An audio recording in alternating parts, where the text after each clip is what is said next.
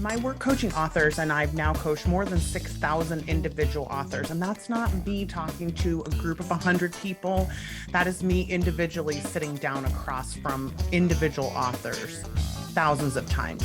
And the reason that's important is because a lot of people, when they talk about this is what authors do and that's what authors do, they really mean a small group of about 200 to 250 people that they happen to know, or they mean themselves and their friends. And that's not to say that those can't still be helpful, but it's so important to know that volume matters when you're talking about the majority of authors making certain types of mistakes.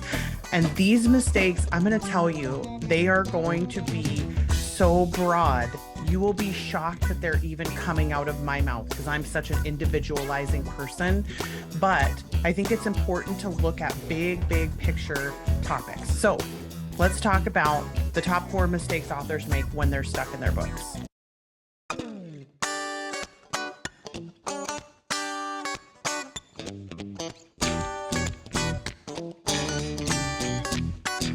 Mistake number 1, not having a plan. And I know some of you who are not planners are going to push back on me about this, but listen to me. I do not mean not having I'm going to be stuck tomorrow and therefore I'm going to do these 5 things plan. That's not what I mean. What I mean is you don't know what you do to get unstuck. And some of you who already have done this work that we do with the stuck list in the past know you've already been through this process. You know that you should do this. And some of us are still not doing this. And I just want to put forth a plug because the most common thing I see happen with writers when they're stuck is that they get so stalled out trying to figure out what happened and why they're stuck that they don't quickly go to the execution of the tactic. So if you've watched our channel for any length of time, you know we talk a lot about the Clifton Strengths metric, and there are a certain segment of Clifton Strengths, which are a success pattern identifier, but there's a certain segment of Clifton Strengths that are called execution strengths. And every time we do a big group author event where we have a whole bunch of different authors with different strengths around, we always hear, I wish that I had more executing strengths. But what they're really wishing is they wish that they could take action when they need to instead of doing whatever it is that they do otherwise, either thinking or worrying or running away or losing themselves in something else, right? They wish that instead of doing those things that they could do what they think all their other friends do, which is immediately take action.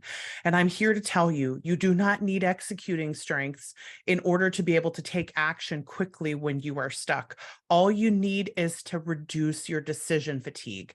Most of the time, what happens with us, because we are so stressed out, there's so many things happening in other arenas of our lives, we can't have the presence of mind in the moment when we actually get stuck to think, okay, I'm stuck, here's what I'm going to go do, because that logical side of our brain is not in charge in that moment. We're stressed out.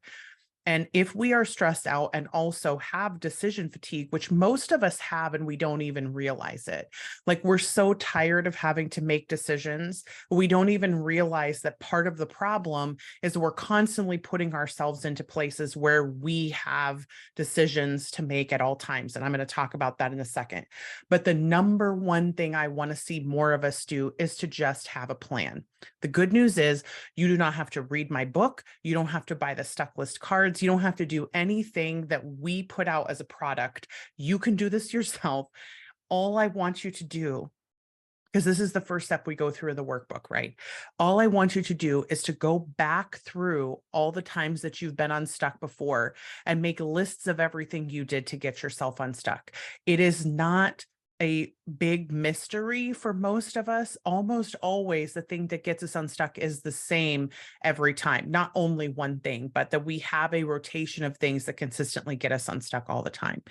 So when we do not have a plan, though, what happens is in the moment we get stuck and then we kick into fight or flight mode because we're stressed out by being stuck, especially if we're more dominant in the Clifton Strengths thinking domains, where we have to reach a different point of certainty before we can take action. So we don't always think like, oh yeah, that's why I'm stuck and therefore I'm going to go do this thing. So I'm telling you, you can shortcut that process by just having a list of things to do when you get stuck. So when we say make a stuck list, it's not a big magic tool. It really, I mean, we do have some things in the book that I think are worth checking out, etc. But again, you don't have to buy anything from us to do this. You can just go through and make a list of everything that has ever been unstuck or that's ever gotten you unstuck in the past. But the key is you have to have it near you when you get stuck, because if you don't, you will not know how to execute in the moment. You just get too stressed out. And I know a lot of us are like, I don't get stressed out, Becca, I'm fine. What I'm saying is not that you are incapable. What I'm saying is in the moment, you're trying to figure out what it is that you need to do instead of just going to the list. It's a little bit like if you know that there's a recipe for making bread, but you keep trying to reinvent bread every single time you sit down to make bread or stand up to make bread, you reinvent the recipe every time. Just use the recipe, Kevin. It's okay. Like you can just have a list, right? So anyway, that's the first mistake that I think the majority of authors make, is just not knowing what typically gets them unstuck and quickly taking action on those things. The problem is that we often have a desire to find certainty about why we're stuck. And so we go through this process of trying to think about it rather than taking action on the thing that is next. And granted, sometimes one of the action steps might be to go for a drive or take a shower so I can think about it, right? But we constantly are trying to find certainty about what to do next when the pattern is already there for us to have seen. So like, let's just jump into the pattern. Okay, so that's the first one. The second one is not considering how much our habits have to do with the fact that we are stuck. And I know a lot of you who've watched this channel a lot know where I'm headed in this, but if you haven't ever watched us talk before, let me tell you a quick story. So I started off coaching writers long time ago. And I initially was coaching just my friends because I was also a fiction writer. And my goal was they would keep coming to me with problems. And I was like, oh, try this, because like number one input in the Clifton Strengths. I like to be helpful. And so what I was noticing as I started watching more and more writers getting stuck is that I would ask them pretty simple questions like, what did you do with your time instead? And they would say things like, well, I mean, I was on Facebook for 4 hours, but, can't help that or whatever, right? Like it was sort of an offhanded, like I was on Facebook for 4 hours. And I would say, what if you just don't go on Facebook tomorrow though? Like, what if you just tried that? Because if Facebook is the problem, then let's go after the problem. But they would glitch because the biological need that we have, right? Like the desire for dopamine that we have that Facebook or Instagram or TikTok or whatever has connected into has made us believe that we need those things to survive. And so it has a very strong mechanism of like, I don't want to give that up. And so I would say like, what if you just didn't do that? And then as I started teaching this course that I developed for coaching writers through productivity, I found that one of the most common things that would happen after that course was the people would just stop reaching for their phone first thing in the morning, and then it would change everything about their outcome with their writing. And the reason that I keep coming back to this over and over again is because we constantly forget that that's what we should be doing. And sometimes we just need the reminder. And so I just want to remind us that our habits are often the source of why we're stuck. And that has to do with number 3, which I'm going to talk about in a second. But the habits of things like going on social media first, opening email first. And again, if this doesn't apply to you, it's okay. We'll get to you in the next one. But the email, social media, and things like that, or we find ourselves on a loop throughout the day where we keep going back to check in on those comments on TikTok. Like, I just want you to look at whether your habits are part of the problem, because we almost always want to go after habits. Like, I procrastinate all the time, and I write so much to deadline. And so I need to find a system that will solve my writing to deadline problem. And I'm like, well, it's not going to work, because your system isn't the reason in terms of like the things you think you're executing. That's not the reason that you're struggling with this deadline orientation. It's because you do these things that your body thinks you need so often that you lose your ability to control those things when you need to. And then social media or email becomes more easy and more fun. And we also conflate it with work sometimes, right? So we're constantly like, well, I have to be on social media in order to talk to my readers, et cetera, et cetera. And I'm like, you can do that for 15 minutes at 8 p.m. at night. It doesn't have to be all day, Susan. And I know that not everyone struggles with social media, but enough of us do that I need to bring this up in the stuck up arena. Because what we often don't see is I'll get stuck at 50% in my book, let's say.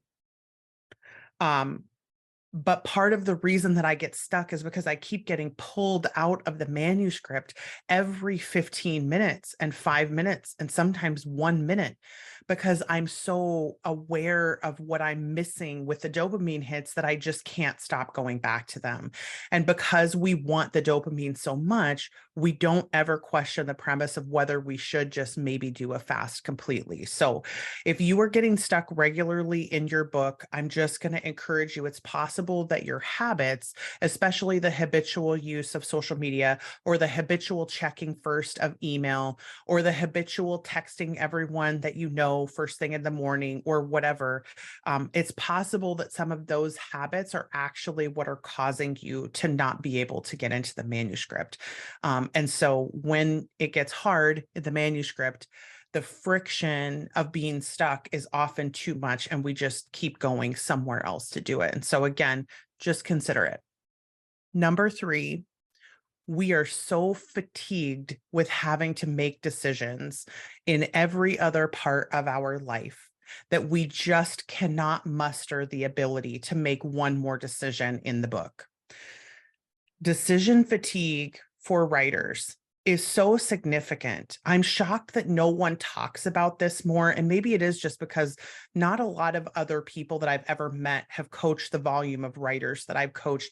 And when you coach this many people, you just see patterns so easily because the validity of the numbers in like small doses. So if I do a class where there's 50 people in the class, I see some patterns, but they may give me a false sense of security about the pattern itself because the numbers are too small. But when I can see 5,000-6,000 people, it's a totally different experience, because you're seeing like what is really consistent over larger and larger numbers.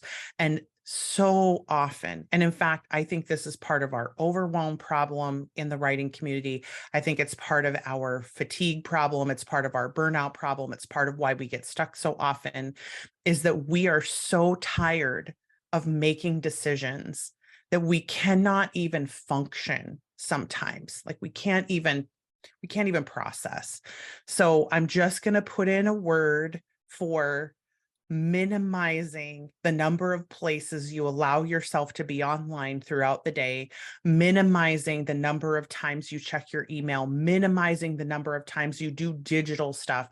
And I know we talked about this a little in the last reason, but it is such a big deal in so many ways how much of our life exists online. And if you think about so many authors, so from a percentage point in our coaching, it's 58% of authors, but I think the number is actually higher than this.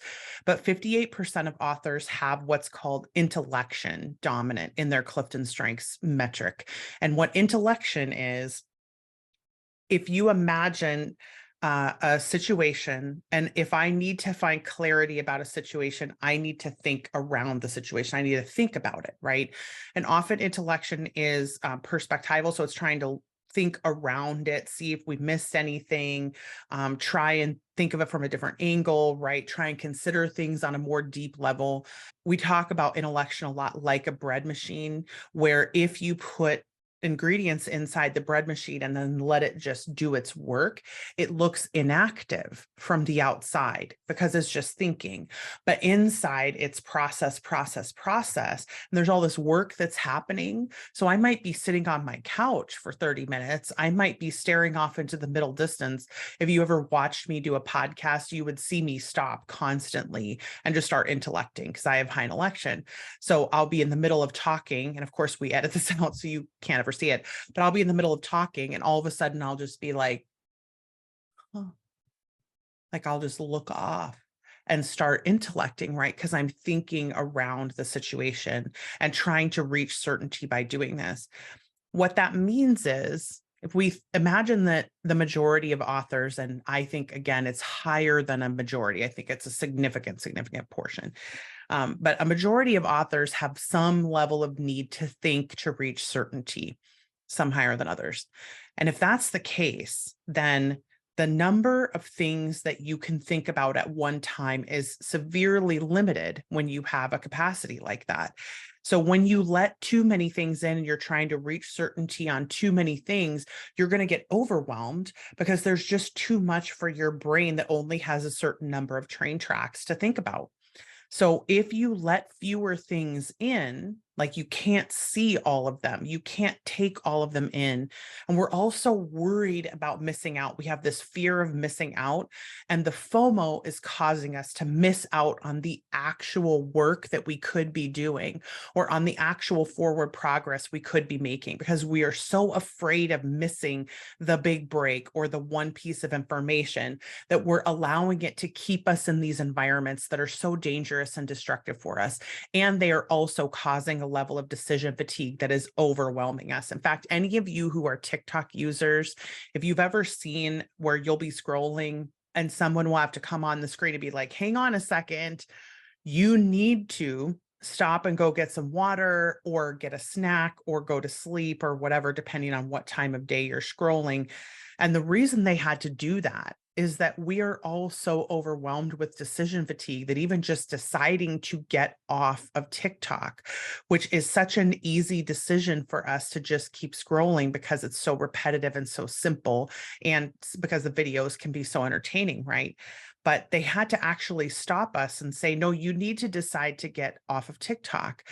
And the more you allow yourself to be making decisions constantly, even if the decision is, should I scroll, should I scroll, should I scroll, right, to the next video, all of the decisions that you're making are costing you pennies, and you only have a certain number of pennies. So the more decisions you force yourself to make on a regular basis, the harder it is to make decisions inside the manuscript. And then you can become overwhelmed with the story just because you had 750 emails to answer and you don't know where to start. And there's 55 people who need something from you and you don't know where to start. And it is so, like, I see people physically get overwhelmed, and I want to just say, is this worth it? Is the level of connection and the possibility of happening upon this one thing worth your insanity? Is it worth not writing? Is it worth being constantly overwhelmed? Is it worth burning out?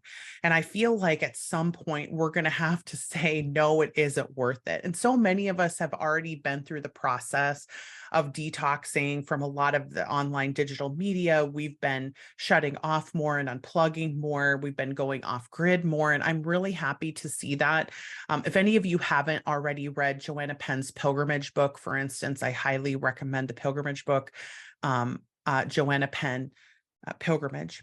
Just the idea of unplugging our intellection brains from the level of decisions that we have to think about and make on a regular basis is so valuable And I cannot overstate enough how much some of us need to unsubscribe, unfollow. And hey, if you unsubscribe and unfollow us because it's better for your mental health, then do it. Because I want us just to be sane and safe. And if we would more aggressively decide, I'm going to miss out on more of this so that I can take more advantage of my own brain's capacity to think and take more advantage of the sanity that comes when I'm more disconnected and when I don't have people constantly asking me to make decisions about whether or not to do this tactic and this thing and whether or not to have this class or conference or book or podcast or YouTube or whatever it is, right? And again, we are just as guilty of this as everybody is because all we're trying to do is make helpful content, but there just are too many of us for you to keep up with every single person. And on some level, you're going to have to make a decision that says, I'm going to protect my sanity and I'm going to protect my ability to write better books and get deeper into my books and use that capacity that I have for intellection more because I'm going to shut things off so I don't have decision fatigue. And if you are getting stressed out just at the thought of having to make meals every day because it's one more decision for you to make, I'm just going to encourage you to try automating as much as you can. And I know a lot of us don't like the idea of automating because we're like, oh, I want all the choices. No, you don't. You don't, though.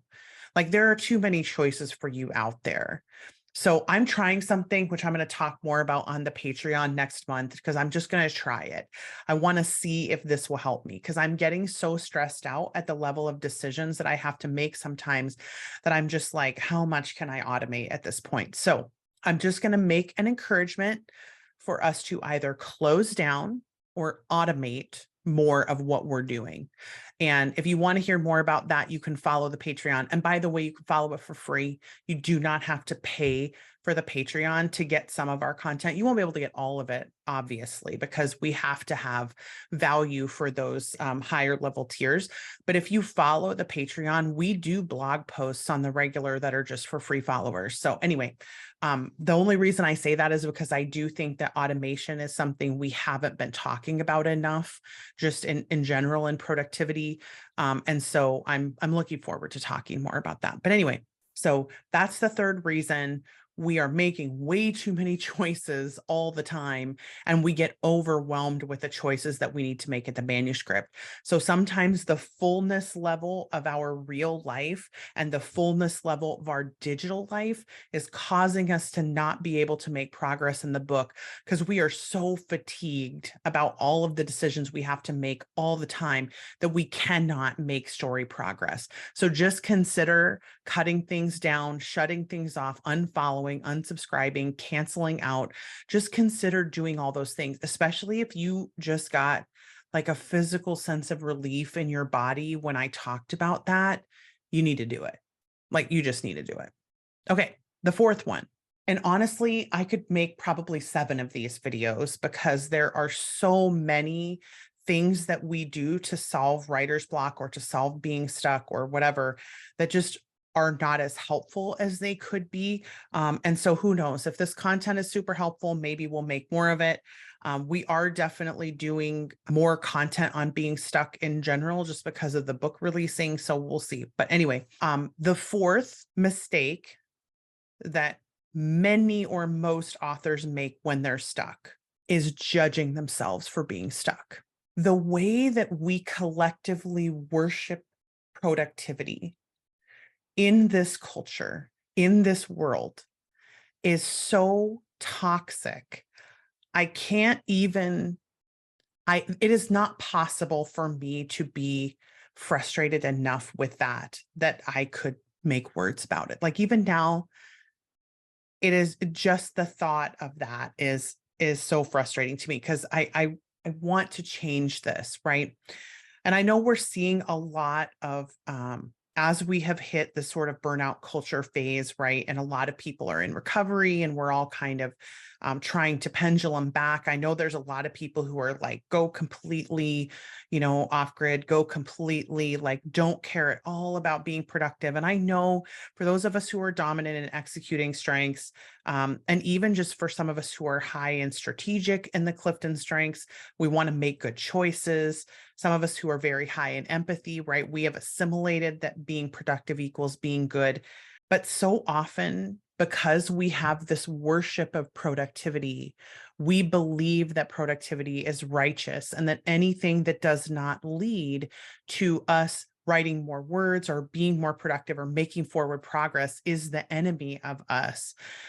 And I was just finishing reading the audiobook because I had to narrate the audiobook, and I came across this chapter in the stuck list that was about, leaving the house and getting out. And I told this story about how when I was a kid, I used to want to move to Charlotte Bronte country.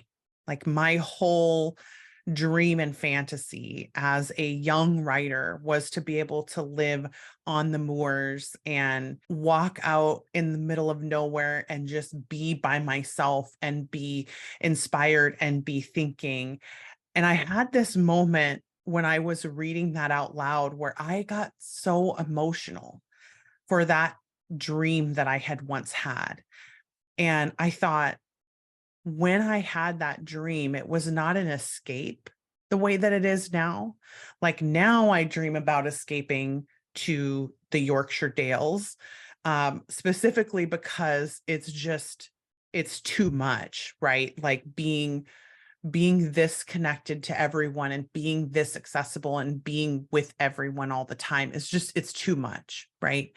And so right now it's an escape. But when I was a kid, I associated creativity with space. And I did not have this worship of productivity, this worship of the written word that I've somehow developed by being an indie author for 11 years, or by just being a published author for 13 years, or just by being it really started with going indie.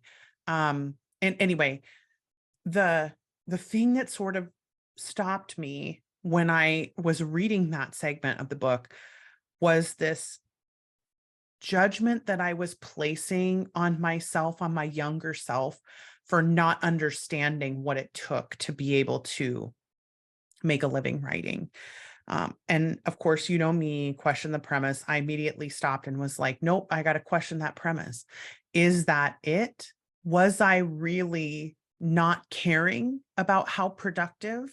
Because even as a kid, I still wanted to write as many books as I could. And I was writing constantly. And I thought I would have written thousands of books in my lifetime if I could have, right? Like I know I wanted to produce books, but there was some knowledge that I had as a kid about what actually makes good books happen for me. Because I know there are people who can write extremely fast, who write extremely good books, who are extremely productive, and they are able to do that and still write good books. There's nothing righteous about writing slow. But for me, the brain that I have, the amount of consideration that I need, even just small things like, do I have the space to think about the book for long enough that the answer that I want will come to me? Or am I constantly trying to force myself to produce the book? And yeah, sometimes, because I know what some of you are thinking, some of you are like, but if I don't, then I'm going to, not be able to release the book. And then who's going to pay my mortgage? And I acknowledge that, like, some of us are very caught up in this productivity mindset where we have to worship productivity because we are making a living from the writing. And also, I think a lot of us are going to learn in the next 3 to 5 years, if we haven't already learned it, because some of us have already learned it, that maybe being a full-time author isn't for us, because we do not function the best when we are forcing ourselves to be productive above everything. And again, everybody's different. Some of us really love productivity. Some of us super love writing fast. Not everybody needs the same thing, right? But this is just a consistent thing that I see overall with writers, that we have this worship of productivity that feels like if I'm stalled or stuck, that I'm a bad person. I'm a bad example. There's something wrong with me, right? But the creation of new art, the creation of new story, the creation of new things is so unique It is not like producing a widget in a factory. It is not like making a pie in the oven, right? It is very unpredictable, and it can change every single time we do it. And yet we have this worship of productivity that is causing us to stall out.